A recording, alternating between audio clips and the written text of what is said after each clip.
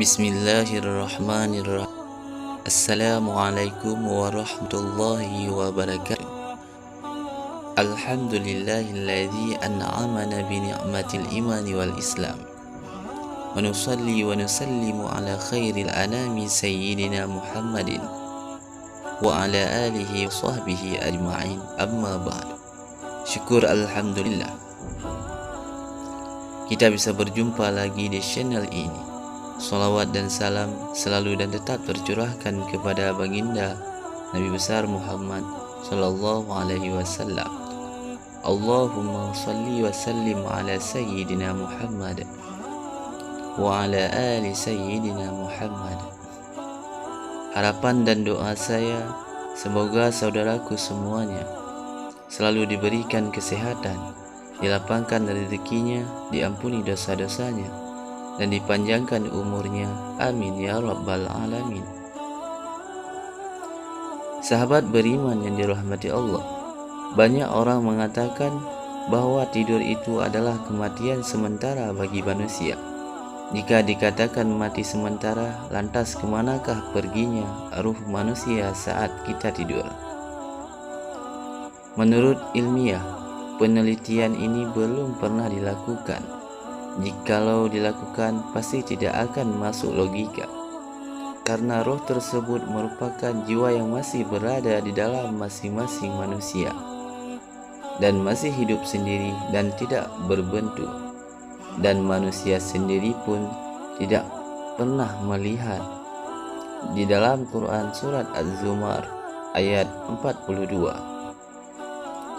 Allah Subhanahu wa ta'ala berfirman, Allah memegang jiwa orang ketika matinya dan memegang jiwa orang yang belum mati di waktu tidurnya.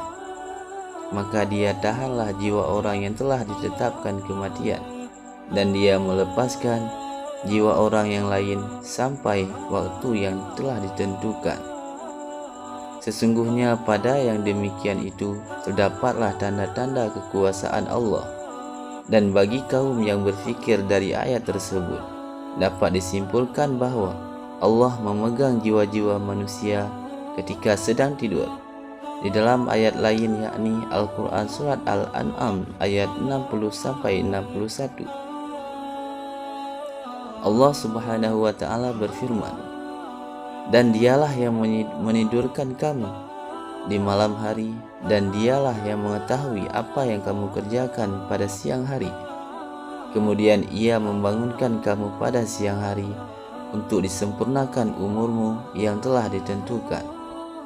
Kemudian kepada Allah lah kamu kembali, lalu dia memberitahu kepada kamu apa yang dahulu kamu kerjakan, dan dialah yang mempunyai kekuasaan tertinggi di atas semua hamba-hambanya, dan diutusnya kepada malaikat-malaikat penjaga, sehingga apabila datang kematian kepada salah seorang di antara kamu, maka ia diwafatkan oleh malaikat-malaikat kami, dan malaikat-malaikat kami itu tidak pernah melalaikan kewajibannya sendiri. Oleh karena itulah ketika kita tidur, menurut sunnah dari Abu Hurairah radhiyallahu anhu, bahwasanya Rasulullah sallallahu alaihi wasallam bersabda, apabila salah seorang di antara kalian bangun dari tempat tidurnya dan kemudian kembali lagi, hendaklah kita mengibas-ngibaskan kain 3 kali sebelum tidur pada tempat tidur semula. Sesungguhnya kita tidak mengetahui apa yang terjadi saat kita meninggalkannya, dan apabila berbaring, hendaklah kita membaca dengan menyebut nama Allah. Ya Allah, ya Rabbku, aku meletakkan lambungku, yaitu tidurku, dan denganmu pula aku mengangkatnya, yaitu bangunku. Apabila engkau menahan diriku, sayangilah aku.